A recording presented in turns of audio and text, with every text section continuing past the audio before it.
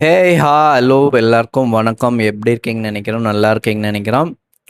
So நம்ம NTK சீமான் அவர்களுக்கு, அதாவது செபஸ்டியன் சீமான்னு சொல்கிறதா இல்லை வெறும் சீமான்னு சொல்கிறதா நம்மளுக்கு தெரியல. ஸோ இனிமேல் அவருக்கு நல்ல நேரம் ஆரம்பிச்சிருச்சு. ஏன்னு சொல்லி பார்த்தீங்கன்னா, லாஸ்ட் 15 இயர்ஸாக அவர் ஏன் வெற்றி பெறாமல் இருக்கார், எவ்வளோ பேசும் எவ்வளோ போராட்டம் பண்ணின்னு பார்த்தீங்கன்னா, எப்போல்லாம் எலெக்ஷன் வருதோ அப்போல்லாம் வந்து விஜயலட்சுமி வந்து உள்ளே வந்துடுறாங்க. பெங்களூர்ல வந்து ஒரு வீடியோ போட்டுடுறாங்க, டேய் சீமான் ஏ பாடு அப்படின்ட்டு. அந்த வீடியோவை வச்சு நிறைய சோஷியல் மீடியாவிலும் சரி, நியூஸ் சேனலும் சரி, அவர் நெகட்டிவிட்டி வந்து இம்பேக்ட் க்ரியேட் ஆகிடுது. அதனால் மக்களிடையில் வந்து அவருக்கு ஓட்டு கம்மியாக ஆயிடுது. இன்னும் வரைக்குமே ஒரு கவுன்சிலர் பதவி கூட யாருமே அவங்க கட்சியிலேருந்து வெற்றி பெறலை. ஸோ இனிமேல் நல்ல நேரம் தான். அதாவது டிஎம்கேக்கும் பாட்டு பாடுவீங்களா, விஜய்க்கும் பாட்டு பாடுவீங்களா, நானும் இனிமேல் பாட்டு பாடுவேன் சீமானனுக்குன்னு அக்கா விஜயலட்சுமி வந்து பெங்களூர்லேருந்து ஒரு வீடியோ போட்டிருக்காங்க.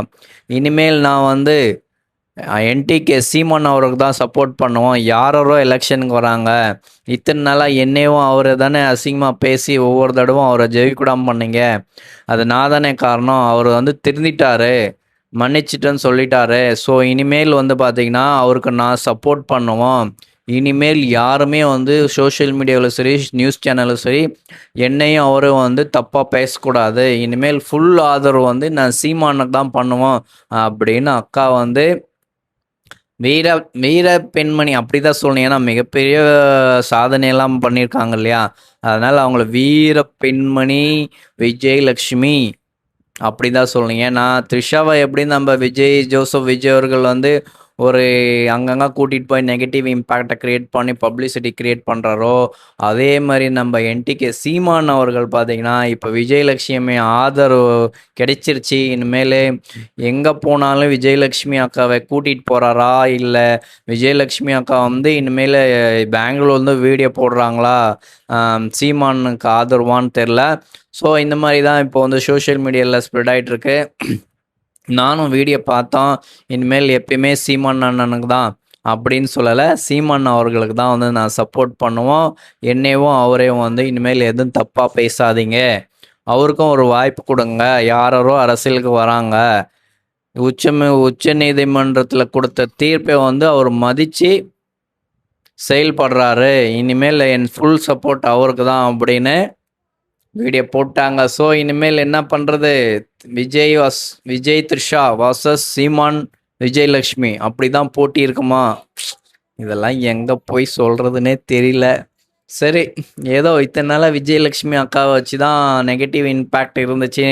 ஸோ விஜயலட்சுமி அவர் அந்த மேடம் அவர்கள் பார்த்தீங்கன்னா, ஸோ வீர பெண்மணி விஜயலட்சுமி அவர்களும் பார்த்தீங்கன்னா ஒரு வீடியோ போட்டாங்க சீமான் அவர் ஆதரவாக. இனிமேல் பார்க்கலாம் அவர் எந்த அளவுக்கு வெற்றி பெறாருன்னு. ஸோ இது ஒரு பக்கம் இருக்கா. நிறைய பேர் பார்த்தீங்கன்னா நேபாளில் நடந்த இந்த மண் சரிவுனால நிறைய ஃபேக் நியூஸ் வந்து பரவிட்டுருக்காங்க. அதாவது சைனா வந்து டேமை ஓப்பன் பண்ணிட்டாங்க நம்ம இந்தியா பார்டரை வந்து அழைக்கிறதுக்காக அப்படின்ட்டு. ஸோ இது வந்து ஒரு சைனா க்ரியேட் பண்ண ஒரு வாட்டர் இம்பேக்ட் கிடையாது. இது எப்படின்னு உண்மையை தெரிஞ்சுக்கோங்க. உண்மையை தெரியாமல் அவசரத்துக்காக சோஷியல் மீடியாவில் எது வேணாலும் ஸ்ப்ரெட் பண்ணணுன்ட்டு ஃபேக் நியூஸ் க்ரியேட் பண்ணாதீங்க. இது வந்து எப்படி க்ரியேட் ஆச்சுன்னா, அந்த நீர் சரிவு அங்கே அந்த விபத்து நடந்துச்சு பார்த்தீங்களா, அங்கேருந்து சுமார் ஒரு 17 கிலோமீட்டர் தள்ளி ஒரு ஐஸ் கட்டி இருக்குது மலை மேலே. அதை வந்து இம்மிடியேட்டாக உருவி ஒரு 240 டன் தண்ணி வேகமாக, அந்த தண்ணி வந்து ஃபோர்ஸாக கீழே விழுந்து அந்த வர ஃபோர்ஸில் வந்து கல் மண் சரிவு மழைலாம் அடிச்சிட்டு வந்ததுனால அந்த ஃபோர்ஸ் வேகமாக வந்து அங்கேருந்து வந்தது தான் இந்த விபத்துக்கு காரணம்.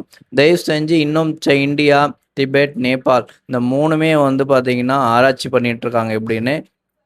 இதுதான் நம்மளுக்கு கிடைச்ச தகவல். ஃபேக் நியூஸ் பரப்பணும், சோஷியல் மீடியா எதனா ஒரு வீடியோ போட்டு நம்ம சொல்லணுன்றதுக்காக ஃபேக் நியூஸ் பண்ணாதீங்க. ஸோ மக்களே, அதே மாதிரி இன்னொன்று பார்த்தீங்கன்னா, நம்ம சென்னையில் வந்து ஏர்போர்ட் ஜோசப் விஜய் அவர்கள் வந்து கேன்சல் பண்ணார். இதுக்கு முன்னாடி டிஎம்கே வந்து அந்த பரந்தூரில் வந்து லேண்ட் வந்து விவசாயத்துக்கிட்ட இருந்து வாங்கியிருந்தாங்க ஏர்போர்ட் கட்டுறதுக்காக. இப்போ வந்து தளபதி விஜய் வந்து கேன்சல் பண்ணிட்டாங்க. அந்த லேண்டை என்ன பண்ண போகிறாங்க, அதை ரிட்டர்ன் விவசாயிக்கே கொடுக்குறாங்களா இல்லையா அப்படின்னு இன்னும் அது நம்ம கீர்த்தனா ரெட்டி அவர்கள் வந்து அசெம்பிளியில் சொல்லலை. ஸோ இன்னொன்று விஷயம் என்னன்னு பார்த்தீங்கன்னா, அந்த ஏர்போர்ட் விமானத்தை வந்து பிளேஸு பக்கத்துலேயே வந்து டி ஸ்கொயர் அப்படின்ற ஒரு நிறுவனம் நிறைய இன்வெஸ்ட்மெண்ட் பண்ணியிருக்காங்க அந்த ஏர்போர்ட் லொக்கேஷன் சுற்றியும். ஸோ அதை வந்து இம்பேக்ட் பண்ணணும், லாஸ் பண்ணணுன்றதுனால தான் நம்ம தளபதி விஜய் அவர் வந்து அந்த லொக்கேஷனை வந்து எரேஸ் பண்ணியிருக்காரு, கேன்சல் பண்ணியிருக்காரு ஏர்போர்ட்டு. ஆனால் கேன்சல் பண்ணது நல்லது தான், உண்மையுமே வரவேற்கத்தக்கது. ஆனால் அதே மாதிரி இன்னொரு இடம் சென்னை அந்த மாதிரி ஒரு இடம் கிடைக்குமா விவசாயம் இல்லாத இடத்துல, தண்ணி இல்லாத இடத்துல? நம்ம சென்னையில் எங்கே பாலைவனம் இருக்குது?